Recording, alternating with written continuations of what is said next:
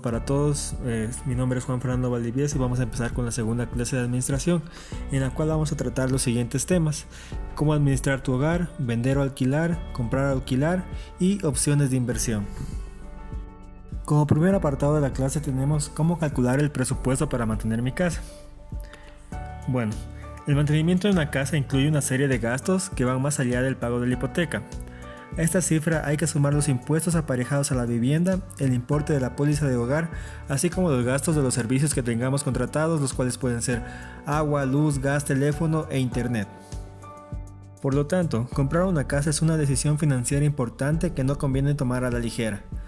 Lo mejor es calcular todos los gastos para saber cuál va a ser la cantidad real que vamos a tener que pagar todos los meses. Hacer un presupuesto es la forma más sencilla de establecer prioridades y de planificar un modelo de ahorro que nos permita vivir con cierta holgura. Dado que el pago de la mayoría de los recibos se realiza cada mes, es conveniente diseñar un presupuesto con vista mensual. En él deben figurar los siguientes apartados. Primeramente, los ingresos. En él se incluye el ahorro del que ya dispones y todos los ingresos mensuales que tengas, como la nómina, pero también otros más puntuales como premios, inversiones, comisiones, etc. Divídelos en ingresos fijos, el cual va a ser el sueldo neto mensual, y los variables, los cuales pueden ser las horas extra, regalos, etc. Por otra parte tenemos los gastos. Una buena hoja de gastos será la clave del éxito del presupuesto. Se debe hacer tantas categorías como sean necesarias según tu forma de vida. Por ejemplo, si eres amante de la nieve, tendrás que incluir el gasto en material, alojamiento, etc. También es conveniente dividir también los gastos fijos, los cuales pueden ser hipoteca, facturas mensuales, y las variables como por ejemplo una salida a comer en un restaurante, un seguro, un regalo, etc. Esta planificación te mostrará sobre el papel qué cantidad de tu nómina puedes ahorrar o qué partidas son las que se llevan más dinero. Así, podrás realizar cambios según tus necesidades para reducir gastos y conseguir ahorrar. Lo ideal es emplear el 50% de tu sueldo a los gastos fijos, el 30% al ahorro y el 20% restante a los gastos personales, los cuales pueden ser ropa, viajes, ocio, etc.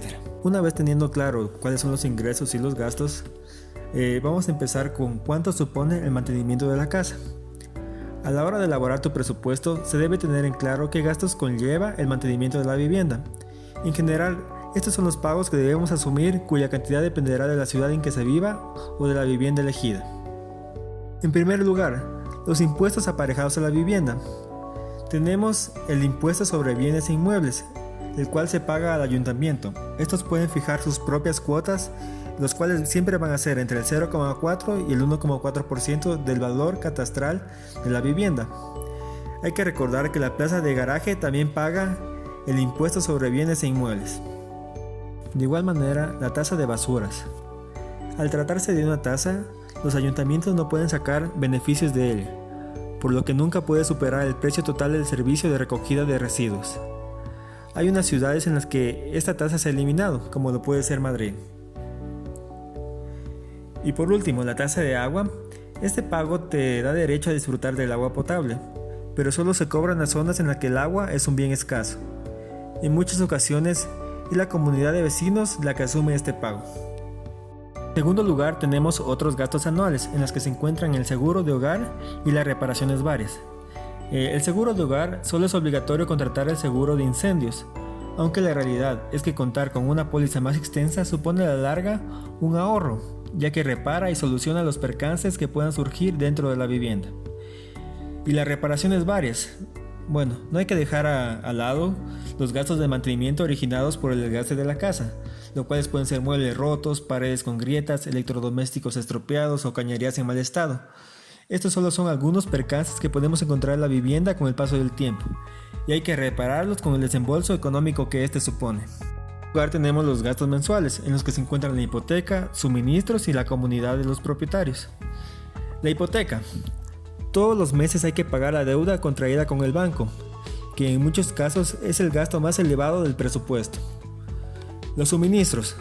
Estos son los servicios de gas, agua, luz, calefacción, teléfono, electricidad o internet. La cantidad depende del tipo de vivienda y el tiempo que se haga uso de ellos.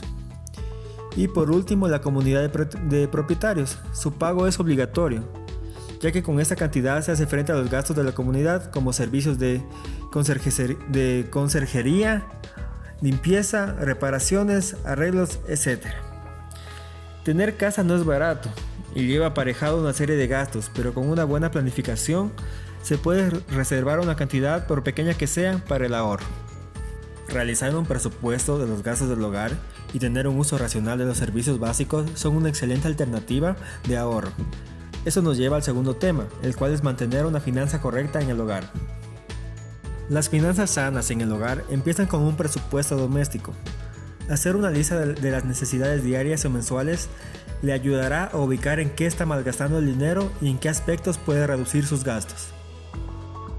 El primer punto para realizar un presupuesto doméstico es tener claridad en lo que se gana y en lo que se gasta.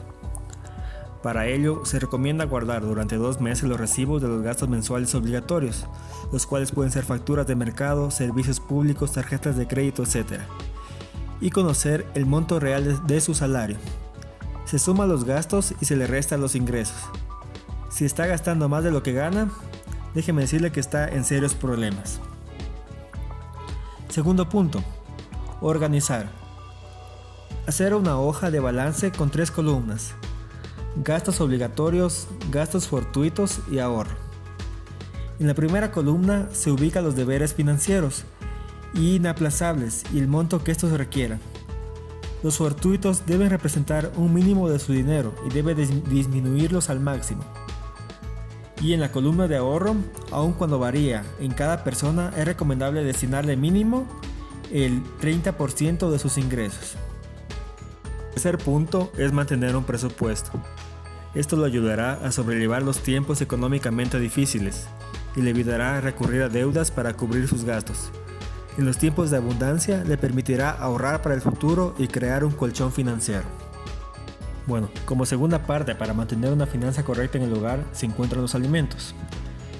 Las personas generan una afinidad hacia productos específicos por preferencia o por dieta, por lo que no escatiman sus gastos en estos. Sin embargo, hay que tener en cuenta los siguientes consejos que no afectarán la calidad de los alimentos. Primero, comprar inteligentemente. Aprovechar las ofertas en productos perecederos. Son artículos que puede comprar al por mayor o a un menor precio y sin preocuparse por su vencimiento en el corto plazo. Segundo, una buena organización. La despensa debe ser organizada de tal manera que los productos recién comprados y con fecha de expiración lejana estén en el último lugar. Consuma primero los que estén en el primer lugar y luego los más antiguos. Tercero, pensar en el menú. Organizar el menú de la semana teniendo en cuenta lo que ya ha comprado y no por sus antojos de último momento. De esta forma se evita adquirir nuevos artículos que quizás no use, pero que sí lo harán salirse de su presupuesto. Cuarto, no comprar con hambre. Así no tendrá la tentación de salirse de la lista de compra. Quinto, limitar las comidas fuera de casa. En el caso que sea necesario, cámbielo por un café o un póster que sale mucho más barato. Tercera parte para mantener una finanza correcta en el hogar, tenemos el gasto del agua. Bueno, como dato, un estudio realizado por la Universidad Nacional de Colombia encontró que una persona gasta en la ducha entre 40 y 50 litros de agua bañándose una vez al día durante 3 minutos y por cada minuto adicional gasta 15 litros más de agua. El gasto de líquido en el sanitario es similar. En el clima frío se calcula que se usan entre 30 y 48 litros cuando ocurren entre 3 y 5 descargas. Esto depende de la capacidad del inodoro que varía entre 6 y 12 litros. Entonces, para tener en cuenta que existen algunos sacrificios que se verán recompensados en la factura del agua. En primer lugar tenemos el lavado de ropa. Como consejo, que no se abra el grifo por completo y de remojar antes en un balde de agua. Recuerde destinar un día en especial para esa actividad.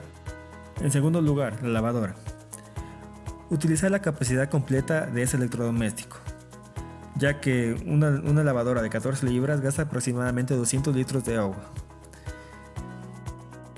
Como cuarta parte, para mantener una finanza correcta en el hogar, tenemos la energía. Cada kilovatio corresponde a 1 hora de electricidad. Tener un consumo racional de ese servicio evita la emisión aproximadamente de 1 kilogramo de dióxido de carbono, protegiendo así el medio ambiente y el bolsillo. Como primer lugar, tenemos el refrigerador.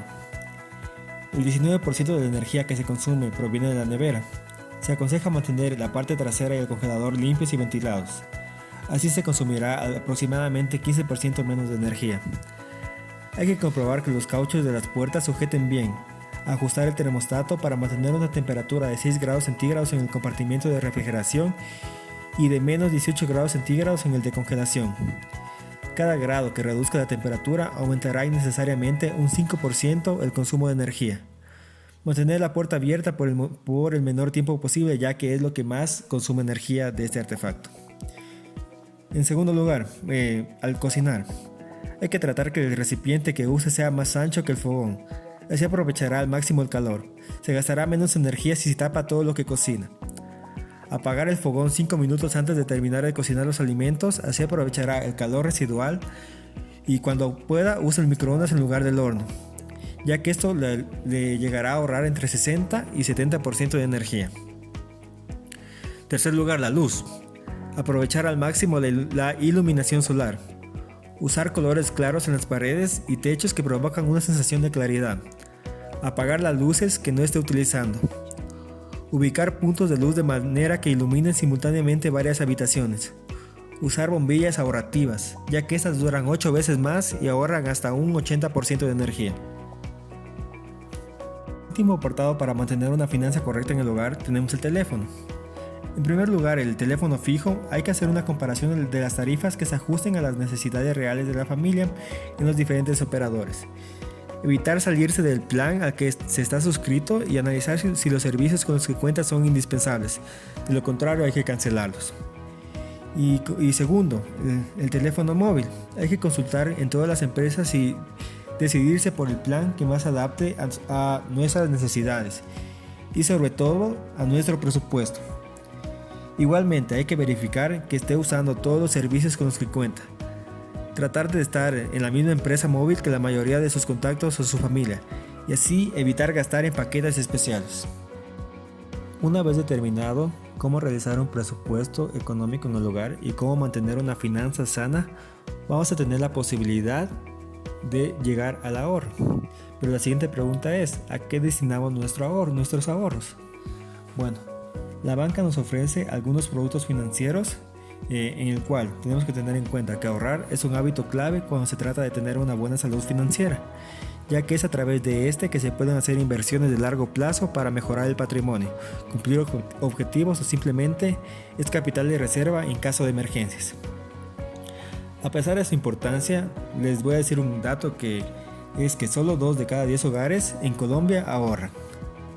Bueno, el primer paso para empezar a ahorrar es hacer un presupuesto, llevar la cuenta del dinero que ingresa y de los gastos para saber realmente cuánto de su salario puede ahorrar. Como ya mencioné anteriormente, es recomendable que sea el 30% del total de los ingresos. Dentro de las características y necesidades de cada persona, la banca nos ofrece 4 tipos de productos financieros. En primer lugar tenemos las cuentas de ahorros. Este producto financiero es el ideal si desea tener disponibilidad inmediata del dinero, ya que en ellas el dinero que deposite se puede retirar total o parcialmente cuando desee. Al momento de abrir una cuenta de ahorros, es importante que compare entre las tasas de interés y las cuotas de manejo que cobran mensualmente los diferentes bancos, y que se verifique la red de cajeros automáticos, los costos adicionales por transferencias y los medios electrónicos que tiene la entidad. El monto mínimo de apertura de la cuenta varía dependiendo del banco y las condiciones de la cuenta. Algunos no ponen un valor mínimo, mientras que en otros puede ser de hasta $100. El segundo producto financiero son los depósitos a plazo fijo o también llamados certificados de depósito a término. Estas son herramientas financieras adecuadas y lo que se busca es ahorrar a mediano plazo, con rentabilidades más altas que las ofrecidas en las cuentas de ahorros. Los depósitos a plazo fijo son títulos que generan rentabilidades durante un plazo pactado previamente con la entidad financiera. Este plazo es de mínimo 30 días, en los cuales el depositante no puede retirar el dinero. Lo que se debe tener en cuenta antes de abrir un depósito a plazo fijo es que al hacerlo se está comprometiendo a no retirar el dinero antes del plazo acordado. Sin embargo, si necesita liquidarlo, puede negociarlo como un activo en la bolsa. El tercer producto financiero destinado para el ahorro son los fondos de inversión. Los fondos de inversión o fondos mutuos son productos a través de los cuales se reúne el dinero de varias personas con el fin de que inviertan en conjunto para acceder a mayores rentabilidades. Las inversiones se componen generalmente por acciones y bonos, pero cada fondo varía su composición dependiendo del riesgo y los plazos. Estos productos financieros también son una buena opción si lo que se quiere es ahorrar a mediano plazo, buscando una mayor rentabilidad, pero a la vez un mayor riesgo. Y como cuarto y último producto financiero destinado al ahorro es el ahorro descontado directamente de su salario o debitado automáticamente. Este tipo de ahorro lo puede hacer de dos formas. La primera es a través de un fondo de empleados, en el que además de poder ahorrar de forma directa, también le ofrecen beneficios como opciones flexibles de crédito y financiación en la adquisición de bienes como una casa o un carro. La segunda opción es hacerlo a través de una cuenta de ahorro programado, en la que se debe depositar un monto de dinero con cierta periodicidad, por ejemplo mensualmente, para cumplir un objetivo de ahorro específico. Este tipo de cuentas se diferencian de las cuentas de ahorro tradicionales en los que tienen restricciones de retiros. No están sujetas a gastos administrativos como las cuotas de manejo y no requieren un monto mínimo de apertura. Bueno, como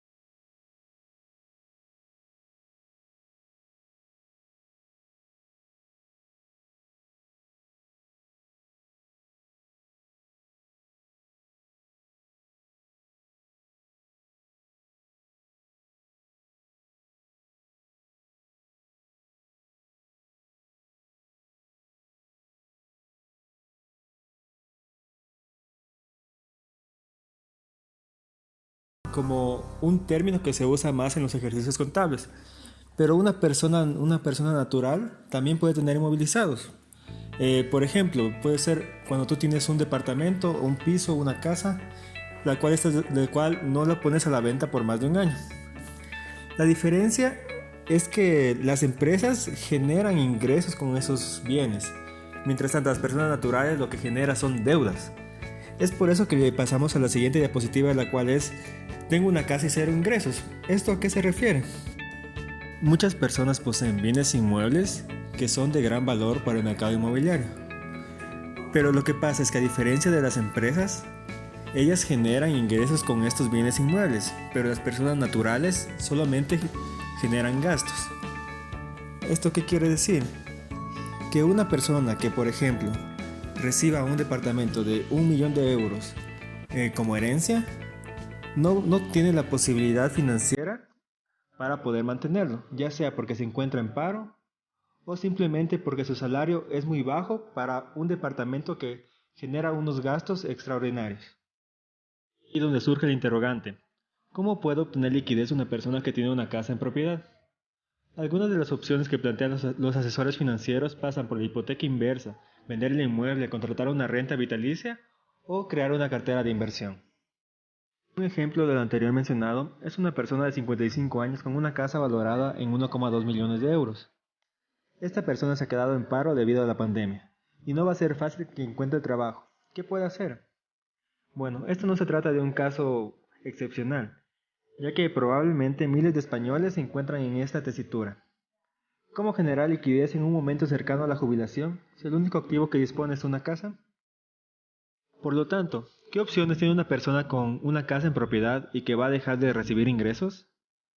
Lo primero que se debe plantear es si quiere vender la casa, ya sea para comprar otra más pequeña o para irse de alquiler. O si no contempla esta opción, en muchas ocasiones vender sería lo ideal, pero a veces por la situación del mercado no se puede. Por ello, el primer paso es determinar en qué situación personal se encuentra y cuáles son sus objetivos a corto y medio plazo. En la actualidad, no nos encontramos en un buen momento para generar liquidez con la vivienda a partir de la venta, ya que los precios han llegado a ser 5% por debajo del año anterior.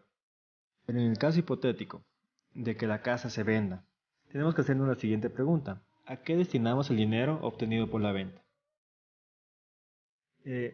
Dicho dinero puede por una parte destinar al alquiler o para adquirir otra casa más pequeña. De esta manera, con el capital restante se puede invertir en activos cotizados líquidos de renta fija o renta variable, lo cual puede ser un plan de pensiones para generar rendimiento y obtener una liquidez mensual complementaria a la jubilación. Otro producto que se está convirtiendo en un gran aliado por la fuerte deducción fiscal es la renta vitalicia. Este producto es apto para cualquier tipo de cliente que quiera recibir rentas periódicas. Te aseguras que lo vas a ir recibiendo poco a poco de forma mensual, como si fuera una paga más. Sin embargo, hay que tener en cuenta las comisiones y factores como el Euribor que afectan a este tipo de productos. Pese a todas las alternativas que se han planteado como en las decisiones de inversión, la diversificación de riesgos y liquidez debe estar presente. Por lo tanto, tampoco hay que centrarse en un único activo de inversión, sin estudiar todas las posibilidades y sobre todo dejarse aconsejar por un asesor financiero. Bueno, pero ¿y si no quiero vender mi casa? El abanico de productos de inversión es tan amplio como objetivos y perfiles tienen los clientes. Por ello, para aquellos más nostálgicos que no quieren vender la casa de toda su vida, existe la hipoteca inversa.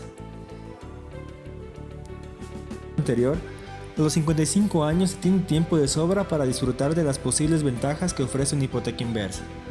No obstante, según las circunstancias de cada persona, será la entidad bancaria la que analice dicha opción para determinar las condiciones y plazos. Al contratar una hipoteca inversa, el cliente vende al banco o a una compañía de seguros el inmueble. De esta manera, obtiene la liquidez que busca de manera mensual y además en vida podrá seguir viviendo en ella. Como la mayoría de productos, la hipoteca inversa tiene sus riesgos. La principal desventaja es que el capital que se obtiene va perdiendo valor por el efecto de la inflación. Otro factor a tener en cuenta es que la vivienda puede valer menos que el precio, y dicha carga la tendrían que asumir los herederos. Por ello, antes de decidir qué hacer, se tienen que valorar todos los aspectos, así como la situación personal y económica. Prosiguiendo con la siguiente diapositiva, tenemos el tema de cuánto cuesta mantener una casa desocupada, ya que existen muchas personas que poseen varios bienes inmuebles, ya sea porque les heredaron o les regalaron o simplemente es el fruto del trabajo de toda su vida, pero no le sacan ningún provecho económico. Mantener una vivienda vacía, ya sea durante años o durante buena parte del año, como por ejemplo sucede con miles de casas vacacionales, puede salir realmente caro. La vivienda no solo se deteriora si nadie la usa, sino que aunque permanezca cerrada, lleva consigo multitud de gastos fijos y variables vinculados con la propiedad del inmueble. Una factura que oscila de media entre 1.800 y 2.000 euros anuales según diferentes estudios. ¿Pero por qué es tan caro tener un piso cerrado? El mero hecho de que la vivienda se encuentre vacía no libera ni exime del pago de impuestos, gastos obligatorios como la cuota de comunidad o de los consumos mínimos de los suministros como agua, luz o gas. El gasto será mayor o menor en función del tamaño del piso y del municipio donde se ubique la propiedad. El primer gasto de mantener una casa desocupada es la comunidad de vecinos de ramas. Este es un gasto fijo y uno de los más elevados en el mantenimiento de una vivienda vacía. El importe de esta cuota dependerá de los servicios asociados como piscina, pista de pádel, conserje, entre otros, y además de la dimensión de las zonas comunes. La Organización de Consumidores y Usuarios, tras analizar los gastos de una veintena de viviendas de 77 metros cuadrados situadas a lo largo de la costa española, calcula que estos gastos oscilan entre 200 y 1.140 euros anuales. Esto va a depender del tamaño y los servicios de la urbanización, situándose la media en 634 euros. El importe total de esta cuota puede verse incrementado al alza por las derramas, averías en el ascensor, reformas, la existencia de calefacción comunitaria, jardinero o portero. Gastos. Todos ellos que aumentarán tu cuota y que habrá que pagar aunque no estemos disfrutando de estos servicios. El siguiente gasto de mantener una casa vacía son los impuestos. Este es un gasto fijo que se lo conoce por sus siglas IBI, que quiere decir Impuesto de Bienes e Inmuebles. Este impuesto grava la titularidad o posesión de cualquier propiedad. Es un gasto medio por propietario que puede ascender a unos 500 euros en una vivienda sin garaje ni patio trasero. Y si la vivienda cuenta con ellos, la cifra puede aumentar unos 120 euros más. La OCU cifra el gasto medio en 276 euros. Si bien dependiendo de la ubicación del inmueble podemos ver cifras muy superiores. Este no es el único impuesto. La tasa por recogida de basuras que cobran muchos ayuntamientos supone un gasto adicional de unos 100 euros al año. A estos impuestos hay que añadir que a la hora de hacer la declaración de la renta, los propietarios deberán tributar por esa segunda vivienda. De esta forma tendrán que incluir como ingresos el 2% del valor catastral o el 1,1% si este se revisó en 2015 o en los 10 años anteriores. Un ejemplo, por un piso de 75.000 euros de valor catastral, el propietario deberá declarar el 2% de esa cantidad, es decir, 1.500 euros como ingreso. Otro gasto de mantener una casa vacía son los consumos mínimos. Aunque la vivienda esté vacía la mayor parte del año, las compañías de gas, luz y electricidad cobran un mínimo por tener dados de alta esos servicios. En alquiler seguro valoran este coste de 540 euros anuales. El gas va a suponer 76 euros, el agua 216, aunque este depende mucho de las zonas, mientras que la electricidad alcanza los 292 euros anuales. Este es el gasto más importante. Entonces, ¿conviene dar de baja estos servicios? Va a depender. Si se prevé que la vivienda estará deshabitada durante un corto espacio de tiempo, los expertos aseguran que no conviene dar de baja los suministros, puesto que volver a contratarla supondrá un coste nuevo. Pero por el contrario, si la casa va a estar desocupada más de un año, se recomienda dar de baja todos los suministros. Si bien cuando se vuelvan a dar de alta, habrá que hacer frente de nuevo al pago de reenganche y a una serie de trámites. El cuarto gasto de mantener una casa vacía son los imprevistos y seguros. A todos estos gastos anteriormente mencionados, más o menos fijos, hay que sumar los derivados de imprevistos. Esto va desde averías de electrodomésticos a averías propias de la vivienda, pasando por derramas de la comunidad. Hay propietarios que prefieren cubrirse ante estos acontecimientos inesperados y deciden contratar un seguro de hogar. Dependiendo de lo que queramos asegurar de la casa y de la compañía que contratemos, este gasto variará. Bueno, diferentes aseguradoras tienen un contrato de seguro con coberturas mínimas que supondrá una media de 200 euros al año. El último gasto es la hipoteca en caso de poseer. Este también resulta muy frecuente que quien adquiera una segunda o tercera vivienda se hipoteque, con la que a todos estos gastos obligatorios habría que sumar el importe mensual de la cuota hipotecaria. Un gasto que provoca que el coste de tener una vivienda vacía se dispare. Por ello, puede resultar conveniente poner la vivienda en alquiler. Si bien desde la OCU advierten acerca de la dificultad cada vez mayor de alquilar una segunda residencia, ya que muchas autonomías han regulado las llamadas viviendas con fines turísticos, que obligan al propietario a cumplir una serie de obligaciones. Así, por ejemplo, en muchas comunidades se obliga a realizar una declaración responsable. Prosiguiendo con la siguiente diapositiva tenemos el tema, vender o alquilar, ¿cuál es la mejor opción? Como mencionábamos anteriormente, existen muchas personas que poseen varios bienes inmuebles que se encuentran desocupados. Y si estás dudando entre si es mejor vender o alquilar una casa para ganar dinero con ello, la respuesta no es sencilla. Cada caso es único y se debe tener en cuenta las características de tu vivienda y de la zona en que se ubica. Es decir, si la casa se encuentra céntrica, si es una casa grande, una casa pequeña y si se adapta a tus necesidades. El segundo, ¿cómo es el mercado inmobiliario en ese momento? Si se encuentra en el punto más alto de venta o, por ejemplo, como es en la actualidad, nos encontramos en un punto muy bajo debido a la pandemia por la que estamos atravesando. Y la otra es las circunstancias personales. Esto va a depender de la solvencia económica con la que se disponga en este momento. Las ventajas de vender una casa en vez de alquilarla. ¿Cuándo es mejor vender una vivienda en vez de alquilarla? Bueno, cuando se tiene claro que no la quieres ahora ni la querrás en el futuro. En este sentido, las principales ventajas de vender una casa van a ser las siguientes. Primero, despreocupación. Tener una vivienda en propiedad supone mantenerla y estar pendiente de ella. Sobre todo si decides alquilar, al venderla te olvidas de ella para siempre y tienes un problema menos en el que pensar. Segundo, evitar gastos a largo plazo. El vender también te olvidas de pagar las mensualidades de la comunidad de vecinos, las derramas que llegan cuando menos te lo esperas y todos los gastos asociados a tener una vivienda en propiedad. Tercero, liquidez. Vender tu casa también es la mejor opción cuando necesitas liquidez urgentemente. Sea por el motivo que sea, por ejemplo, comprar otra vivienda, invertir en un negocio, finiquitar una deuda. También puede interesarte más vender tu casa en vez de ponerla en alquiler cuando sabes que se está revalorizando mucho con el tiempo y la venderás a un precio superior a la que compraste. Cuarto, hay ventajas fiscales y de hipoteca. Si quieres vender tu vivienda habitual para reinvertir el dinero en un hogar, podrás obtener ventajas fiscales interesantes. Por ejemplo, en la declaración de la renta o al solicitar una hipoteca puente. Y por último, evitar problemas con herencias. Si has heredado una casa y además es propiedad de varias personas, lo más sencillo es venderla y repartir las ganancias. Alquilar una vivienda en estas condiciones es un verdadero estrés, ya que alguien debe atender las necesidades del inquilino y al hacerlo entre varios dueños puede haber problemas de gestión. No todos son ventajas, también existen las desventajas de vender una casa en vez de alquilarla. A pesar de todo, vender un piso en lugar de alquilarlo tiene desventajas, las cuales se ha de valorar antes de tomar una decisión. En primer lugar, la pérdida de patrimonio. La más evidente es que pierdes el patrimonio y si en un futuro necesitas este piso para vivir o para obtener un ingreso extra, no te dejes llevar solo por tu situación actual. Analiza cuáles pueden ser tus necesidades a largo plazo. Segundo, encontrar compradores. Probablemente la más difícil al vender una casa es encontrar compradores. Además, para ello debes poner un precio de venta justo, redactar un buen anuncio y tener la casa bien presentable. Tercero, cancelación de la hipoteca. En caso de que vendas un piso que aún esté hipotecado, tendrás que afrontar los gastos de cancelar y liquidar una hipoteca. Cuarto, impuestos de ganancia patrimonial. Tendrás que hacer constar en la declaración de la renta que tu patrimonio ha cambiado.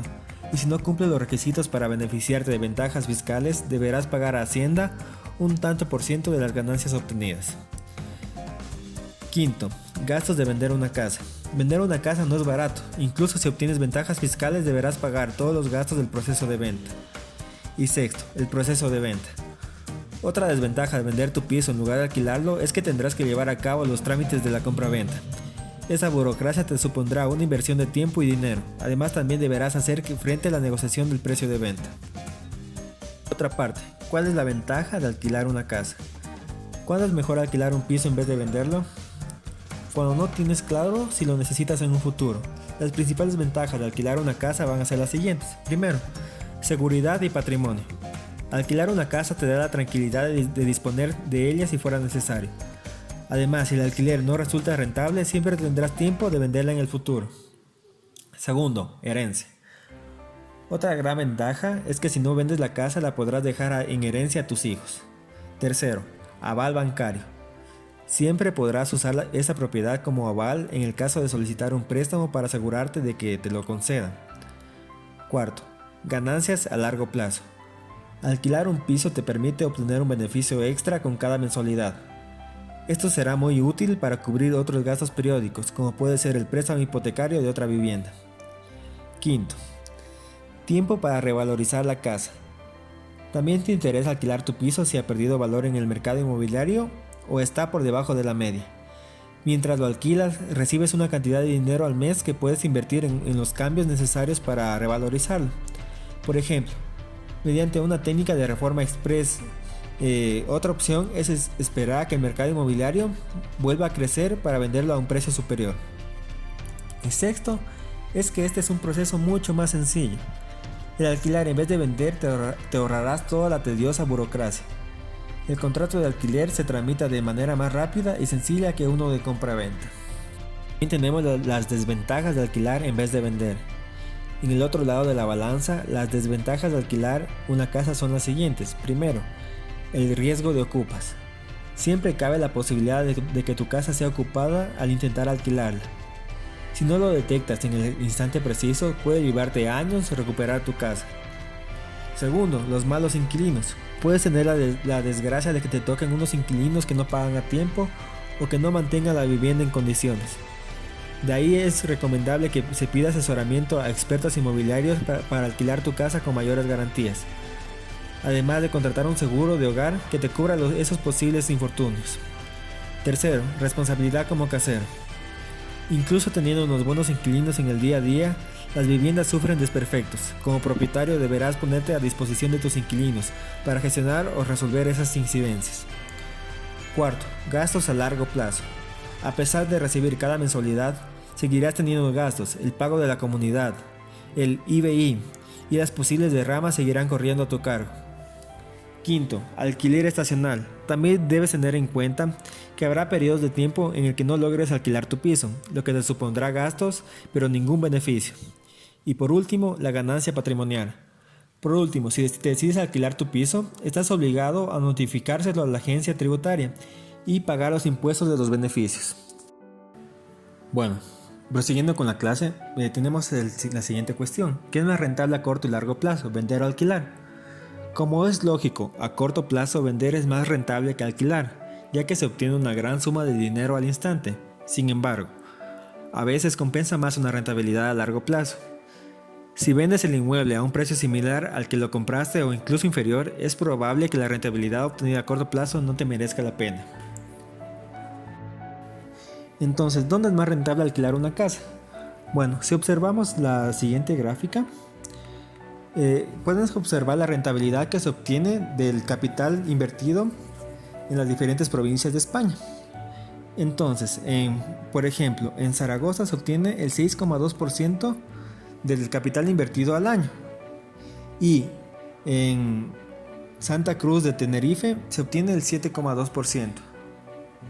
¿Esto qué quiere decir? Que una persona va a recuperar todo el capital invertido de 14 a 17 años. Por lo tanto, en estas provincias es conveniente alquilar en vez de vender. Bueno, por otra parte, ¿dónde es más rentable vender una casa? En cambio, los propietarios de viviendas ubicadas en las dos grandes ciudades de España, las cuales son Barcelona y Madrid, necesitan unos 21 años de alquiler para recuperar el dinero invertido en la compra de la vivienda. A pesar de que se alquilan a precios mucho más elevados, la inversión inicial también puede ser más significativa. De ahí que puede interesar más vender en vez de alquilar.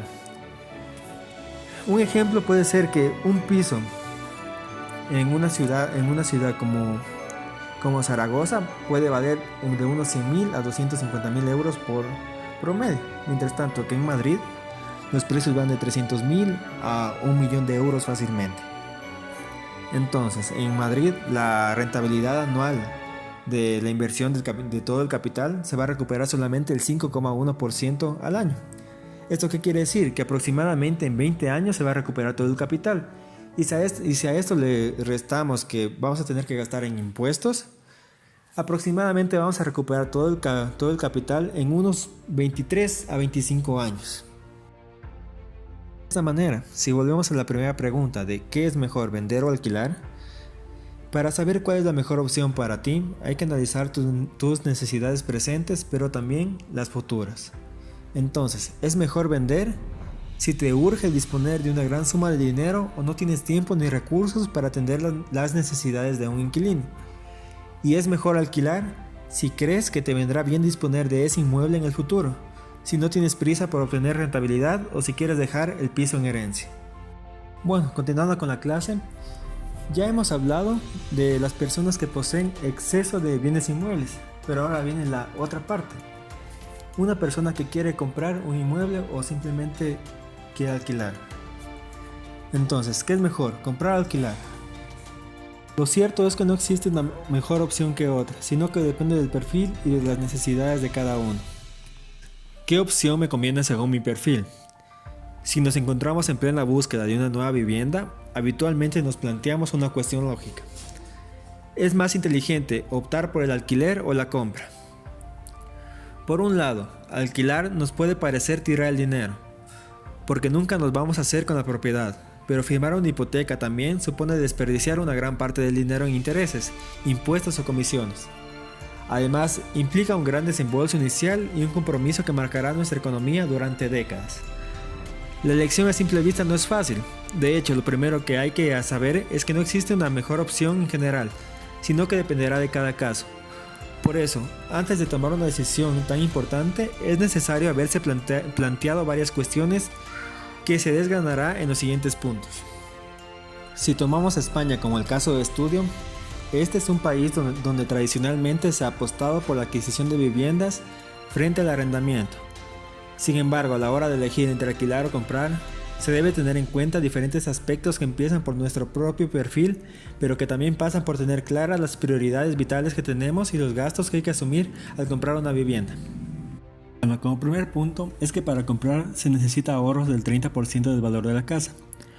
Muchos no saben que para poder solicitar una hipoteca hay que tener ahorrado aproximadamente el 32% del valor de la vivienda. De esta parte, un 12% se debe destinar a abonar los gastos de la hipoteca y de compraventa, y un 20% a pagar parte de lo que los bancos actualmente no financian, ya que generalmente solo conceden el 80% del valor de transacción o compraventa. Otra opción es firmar una hipoteca del 100%, pero hay que tener en cuenta que estos productos solo se conceden a personas con un alto poder adquisitivo o que compran pisos de bancos. Además, aunque firmemos una hipoteca, debemos seguir contando con ahorros para cubrir el 12% aproximado de los gastos. Así que se debe tomar en cuenta antes de alquilar o comprar. Se debe analizar si disponemos de los suficientes ahorros para comprar una vivienda e hipotecarla. Bueno, el segundo punto es tener un buen perfil, ya que esta es la llave para conseguir la mejor financiación. Aparte de los ahorros, los bancos valoran otros factores antes de decidirse por concedernos una hipoteca o no, como la edad, los ingresos mensuales, la estabilidad laboral o nuestros ahorros. Y es que nuestro perfil y la política de identidad decidirán la concesión, pero también las condiciones que tendrá la hipoteca. Como se ha visto, es mucho más difícil conseguir una financiación 100% que una al 80%, y el desembolso al que debemos hacer frente con uno u otro también varía. Además, no es lo mismo conseguir una hipoteca para comprar un piso con un interés bajo que otra más cara y llena de comisiones, algo que también puede depender de nuestro perfil. Nuestros ingresos también influirán en la casa y la hipoteca que nos podemos permitir. Por esto es útil usar calculadoras que nos permitirán conocer el valor de la vivienda a la que podemos aspirar. Asimismo, debemos tener en cuenta que nunca debemos dedicar más del 35% de nuestros ingresos a pagar las deudas financieras. Esto incluye la cuota del préstamo hipotecario. Bueno, como tercer punto es el compromiso a largo plazo. Otro aspecto que debemos tener en cuenta a la hora de decidir si comprar o alquilar es que si tenemos que pedir una hipoteca tendremos un compromiso a largo plazo con el banco y probablemente nos limite la movilidad geográfica. Esto puede no ser un problema para muchos, pero si tenemos pensado cambiar de ciudad a corto o medio plazo o nuestro trabajo nos hace vivir en diferentes localidades, deberemos plantearnos seriamente si es mejor optar por el alquiler o la compra. Y en cualquier caso, si tenemos claro que preferimos comprar, pero en unos años nuestra situación económica cambia y tenemos que mudarnos, siempre que podemos optar por vender la vivienda o por alquilarla, y con lo que saquemos hacer frente al pago de la hipoteca. Como último punto para comprar una vivienda es que hay que estar atento a la evolución del precio de la vivienda. A la hora de decidirnos entre comprar o alquilar, es básico que nos informemos bien el precio de la vivienda y también de su evolución. De esta manera podremos ver si es un buen momento para hacer una inversión en vivienda o si por el contrario, el precio de los inmuebles es muy alto y es un mal momento para comprar.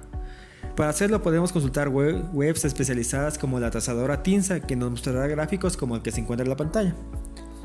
En ese gráfico podemos observar que el punto más alto del precio del metro cuadrado se encuentra en el año 2008, en el que era de aproximadamente 2.010 euros por metro cuadrado, y en la actualidad, en el año 2020, se encuentra en 1.383 euros el metro cuadrado. Cabe recalcar que esto fueron datos tomados antes de la pandemia.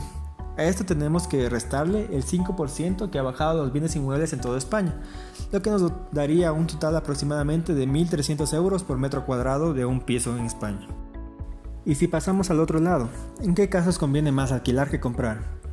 Bueno, hay situaciones en las que nuestra posición o las preferencias que tengamos hacen que la balanza de alquiler o compra se descante hacia la adquisición de la vivienda. Sin embargo, también podemos encontrar veces en las que es mejor optar por el arrendamiento. A continuación vamos a ver qué hay que tener presente si optamos por esta vía. Primero, los gastos de entrada son mucho más bajos. El ahorro es un aspecto clave en la decisión entre compra o alquiler, ya que como hemos visto, para adquirir una vivienda hay que tener mucho dinero ahorrado. Sin embargo, esta cantidad inicial baja notablemente para entrar a vivir en una casa en alquiler.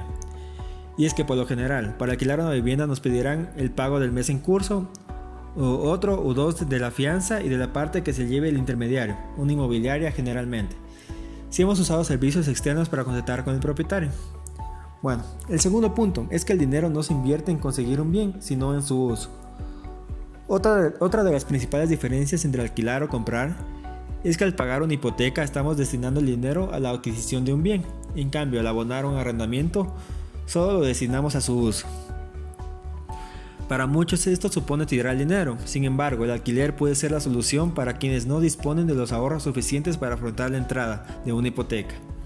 Asimismo, para personas que necesitan o quieren tener una mayor movilidad geográfica, para aquellos que no quieran adquirir una casa o simplemente para quienes que no tienen una estabilidad financiera que les permita ligarse a una hipoteca.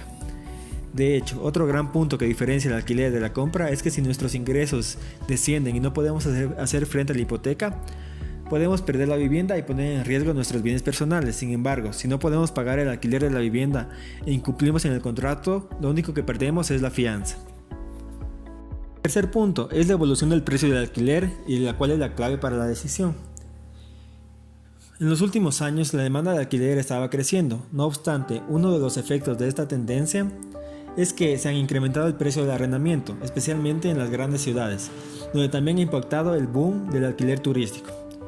Conocer la evolución del precio del alquiler en nuestra localidad también puede ser importante para decidir si es mejor comprar o alquilar.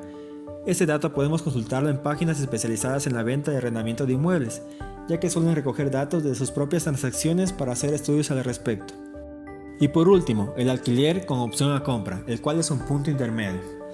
Si tienes claro que a la larga vas a querer comprar una vivienda pero aún no es el momento adecuado, a veces no hay que quedarse con la duda de comprar o alquilar.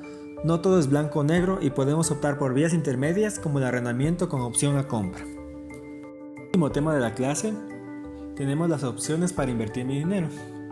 En este caso, si usted recién ha vendido su departamento, su piso o su hogar, o simplemente tiene una gran cantidad de dinero ahorrado, le indicaré cuáles son las mejores opciones y las más seguras para invertir el dinero. Si se encuentra en este caso y no sabe cómo puede sacar todo el partido a su patrimonio, debería echar un vistazo a las ideas que proponen los expertos. Existen muchísimas alternativas, aunque no todas ellas son igual de rentables ni igual de seguras. Puede elegir entre la bolsa, los fondos de inversión, los depósitos o el propio sector inmobiliario, a sabiendas que el mercado está distorsionado por las medidas extraordinarias del Banco Central Europeo y que las incertidumbres globales seguirán al acecho. En un año en el que la volatilidad de los mercados persiste debido a los últimos focos de incertidumbre, como la política española o el Brexit, entendemos la preocupación y escepticismo que muestran los inversores en estos momentos. En un entorno así, parece lógico que los inversores estén buscando alternativas para destinar parte de su cartera a inversiones conservadoras que preserven su capital y, si es posible, aporten algo de rentabilidad extra.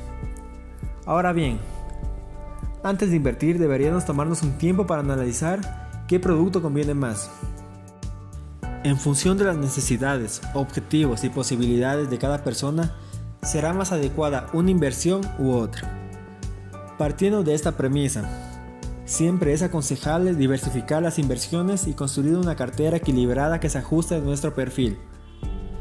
Teniendo en cuenta estas recomendaciones preliminares, veamos qué alternativas pueden ayudarnos a maximizar el ahorro y cuáles son sus pros y sus contras. En primer lugar, la deuda pública, con una rentabilidad mínima incluso a medio plazo. Esta es una de las alternativas más usadas por los inversores conservadores. Es la deuda del Estado, que dependiendo de su plazo se denominan letras, el corto plazo y bonos a medio plazo, y obligaciones a largo plazo. A pesar de que su cobro está garantizado a no ser que el país entre en el default, lo cual es algo inviable en el caso de España, su punto débil es que la rentabilidad que ofrecen actualmente es peor que la de los depósitos. Según las estadísticas del Tesoro Público, las últimas emisiones de deuda se han cerrado en negativo hasta el plazo de 5 años, lo que significa que los inversores están dispuestos a pagar al Estado por comprar su deuda, en vez de exigir un interés como contrapartida, como sucede en muchos países de Latinoamérica. De los plazos que aún están en positivo, habría que irse a los bonos a 10 años para ver un interés superior a apenas el 1%, mientras que las obligaciones a un plazo de entre 30 y 50 años apenas es un interés que alcanza el 2,2%. Bueno, actualmente los inversores conservadores tienen un hándicap importante. El escaso retorno que ofrecen de media muchos bonos, por eso en renta fija buscamos oportunidades en bonos high yield, que suponen una alternativa interesante en un entorno de tipos bajos. Sobre todo nos fijamos en la deuda de alto rendimiento a corto plazo y en bonos de mercados emergentes también a corto plazo. El segundo son los depósitos bancarios, los cuales son muy seguros pero poco rentables. Estos han sido tradicionalmente los productos de inversión más usados por los españoles, aunque su rentabilidad no atraviesa un buen momento. La gran ventaja de esta alternativa es que los primeros 100.000 euros invertidos están asegurados por el Estado a través del Fondo de Garantía de Depósitos. Incluso aunque quebrara el banco, en caso de invertir más dinero, lo mejor es repartirlo en diferentes entidades para garantizar de 100.000 a 100.000 euros. No obstante, y como consecuencia de las políticas ultra expansivas del Banco Central Europeo, la remuneración media para el plazo de un año ronda del apenas 0,18% en España, lejos del 3% que llegaron a ofrecer de media en 2012. Aún así, el Banco de España calcula que las familias tenían invertidas en agosto 764.000 millones de euros en depósitos, cerca de máximos históricos.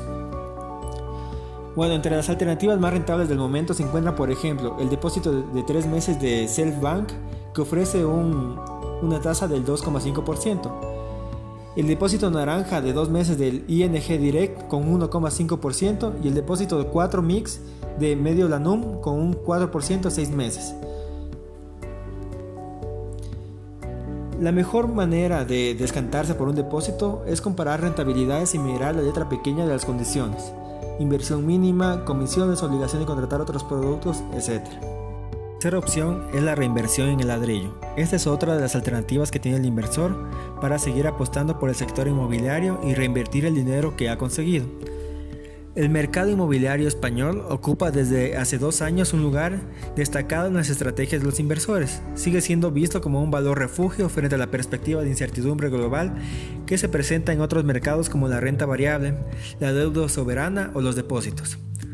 Además, cuenta con la expectativa de que la mejora de las variables macroeconómicas continuará alimentando el dinamismo en el sector.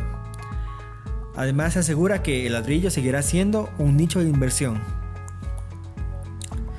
Según el último informe de la rentabilidad de Idealista, correspondiente al segundo trimestre del año, comprar una vivienda para alquilarla ofrece una rentabilidad media del 6,1% en algunas ciudades de España, como mencionamos anteriormente, cifra que se queda alrededor del 5,2% en Madrid y Barcelona. Bueno, y como cuarta opción tenemos los fondos, el cual es un equilibrio entre diversificación y riesgos. El mundo de los fondos de inversión también puede brindar oportunidades, aunque todo depende de qué tipo de producto se elija y de su nivel de riesgo.